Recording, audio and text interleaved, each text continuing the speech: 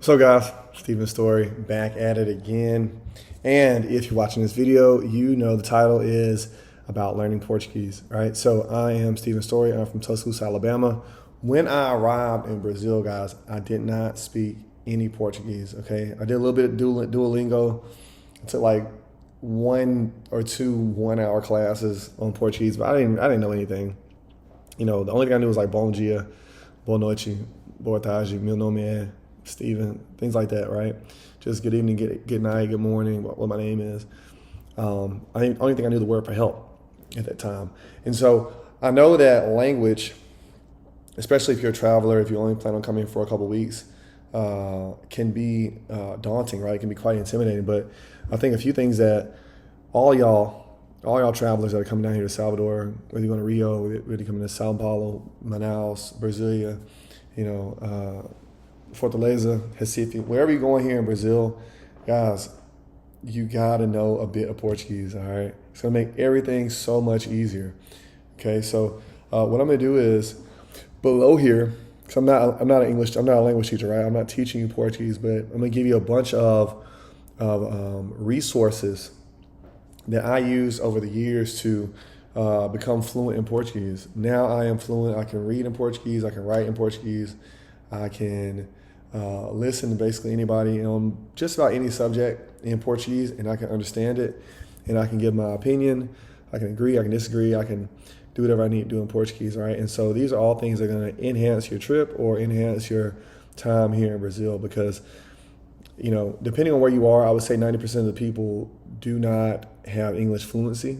I think in other places it might be 99% of the people do not have English fluency. So it's going to behoove you to know some Portuguese. So first things first, guys, you got a lot of apps out there. Duolingo is not that good because it doesn't help you with with accent. But if you're not like me, I live in Brazil, so I made a point to get really good at my accent.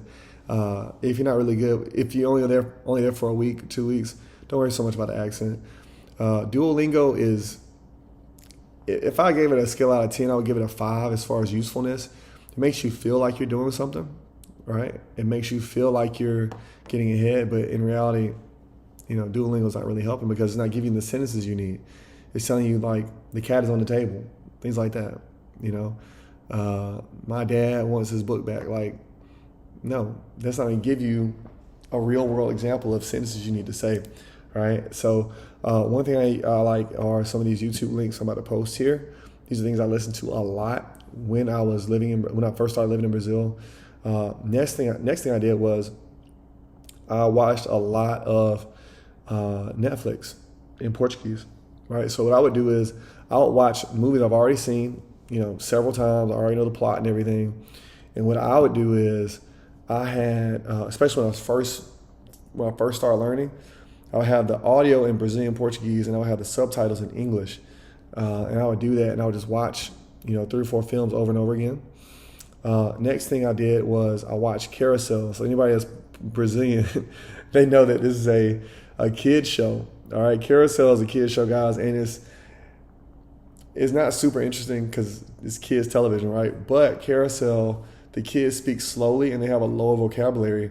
So because of that, I was able to start picking up on words that I need to know in sentence structure and, you know, grammar, right? I never formally learned grammar in Portuguese, but what I did was I was always listening to people that spoke correctly for the most part, and that helped my Portuguese a lot. All right. Next thing is Google Translate.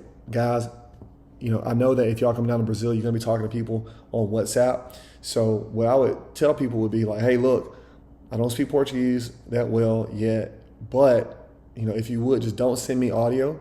Let's communicate via text, and I'll be able to communicate with you perfectly using Google Translate.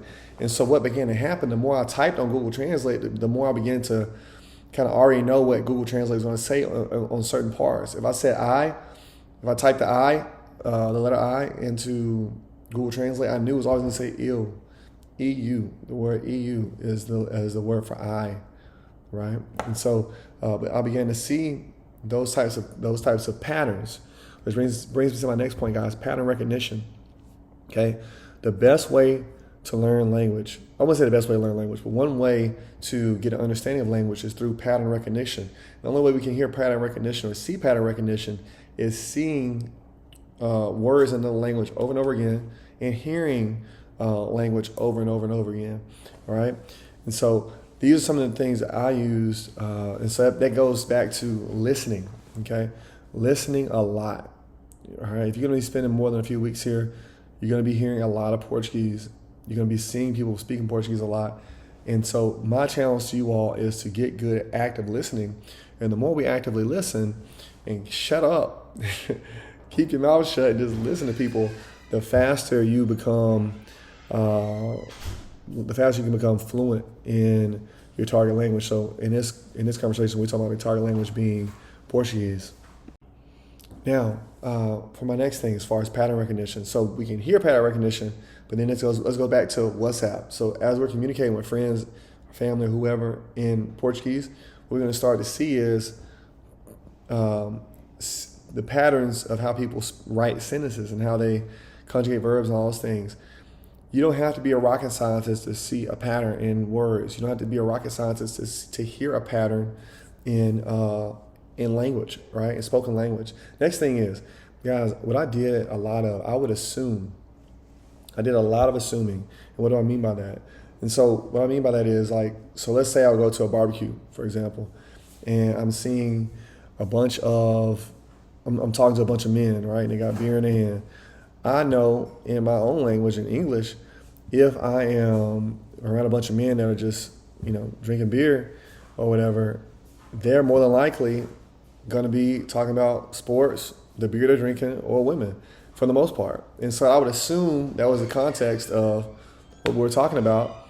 And because of that, usually I was low-key right. All right, I was right a lot of the times as my language got better. And so same thing goes if you go to a restaurant, same thing goes if you go to the doctor's office. They're going to be asking you similar things that they would ask you in your target language. If you go to a restaurant, what are they going to do? They're going to ask you, how many people are coming? What table do you want to sit at? What would you like to eat? Would you like something to drink? Are you enjoying yourself? Is there anything I can help you with? Those are the types of things more than likely they're saying. And so if we can assume based on context where the conversation is going to go, we don't have to think about all these other things, all these other words, right? We know that there's a certain amount of words that go with those certain contexts, right? And so again, this is something that helped me over the years to get fluent, was just what's what I'm looking for. This is something that helped me over the years get fluent based on my assumptions of the context that I was in. All right. Guys, like I said, I'll put some links under here just so y'all can see it for yourselves. Y'all can practice. I never had a professor to learn Portuguese and become fluent in Portuguese. Maybe you need one. I think anybody can learn a language through immersion only. I did it through immersion and some other things, but mostly through immersion. So I have a special case. But for those of you all who don't have the time to be immersed in language, these are some of the tools that I use. These are some of the thought processes I use. The next thing is, last but not least, guys, I focus on being humble about everything. All right, like, you're gonna get frustrated. Be humble, be patient, and if you just listen and just be patient with yourself, be patient with your mind, because your mind can only learn so much each day. All right, you can only learn so much per. What's what I'm looking for? Like per month, per year even. All right, and so just be patient with your mind. But if you just allow your mind to just absorb this information, absorb these languages, absorb the patterns, you will become fluent in Portuguese. Guys, I hope y'all got something from this. I hope it helped y'all. I'm just a guy from Alabama living down in Brazil, messed around learning Portuguese, and now I want to learn a couple other languages. But this is a great way to get started, and all these things I did were free. You can watch on YouTube, watch Netflix, got apps for these things. Just go through it and find what works for you, and take it from there, and start practicing. All right, you gotta listen, but you gotta talk too. Okay, so the thing, the more you talk in Portuguese or whatever target language you have, the more you talk in it, the better you're gonna get. All right, that's it. That's all I got for y'all guys. I hope y'all got something from it. I'll talk to y'all soon.